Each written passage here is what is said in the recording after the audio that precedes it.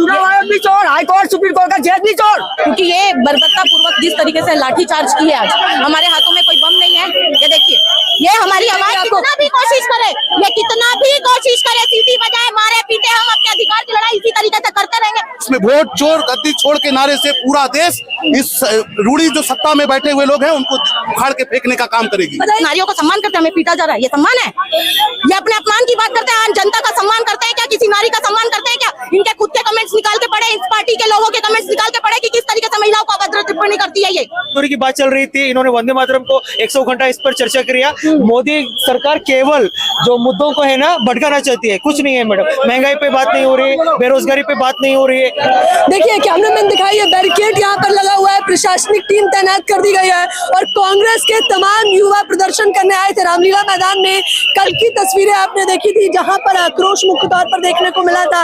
SIR के खिलाफ ये लोग आए हुए हैं, वोट चोरी के खिलाफ ये लोग आए हुए हैं और मुख्य तौर पर ये लोग कह रहे हैं कि हम अपना सबसे बड़ा मताधिकार यानी वोट का अधिकार ऐसे तो नहीं जाने देंगे। लेकिन ये लोग संसद की तरफ कूच करना चाहते थे, इन्हें यहीं पर रोक लिया गया। क्या कहना चाहेंगे?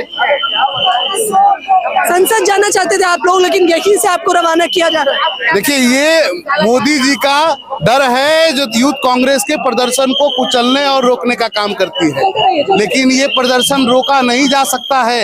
ये दिल्ली के से निकलकर देश के हर जिले, हर कस्बे तक जाएगा और देश के कोनों कोने से ये आवाज उठेगी, वोट चोर गद्दी छोड़।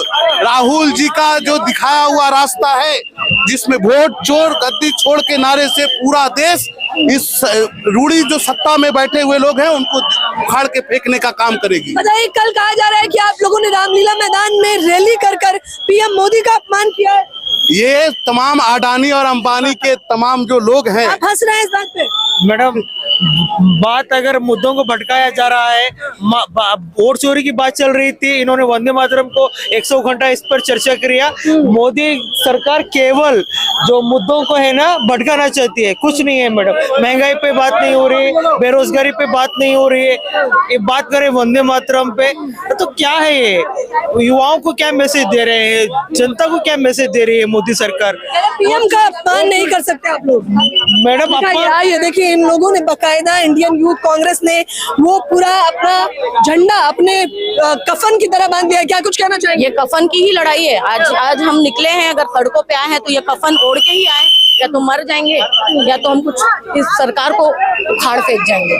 क्योंकि ये बर्बरता पूर्वक जिस तरीके से लाठीचार्ज की है आज, हमारे हाथों में कोई बम नहीं है। ये देखिए, ये हमारी आवाज कितना भी कोशिश करे, ये कितना भी कोशिश करे, सीटी बजाए, मारे पीटे, हम अपने अधिकार की लड़ाई इसी तरीके से करते रहेंगे। इनको करने दीजिए आवाज।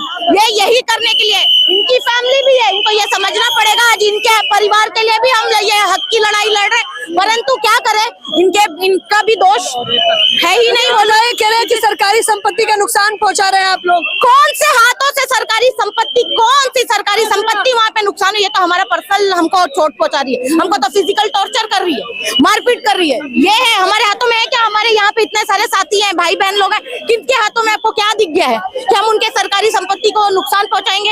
ये हमेशा हमारी बात हमको रखने नहीं देती है। हमेशा ही इनका ये कार्य है कि हम जब सच की आवाज उठाते हैं। कल रामलीला मैदान में आप लोगों ने PM मोदी का अपमान किया, संसद शीतकालीन सत्र में इस बात पर चर्चा की जा रही है। मेरे को एक बात बताइए, मोदी जी का अपमान तो हर एक बातों पे हो जाता है, तो उनके उस टिप्पणी पे तो मैं जाऊंगी नहीं।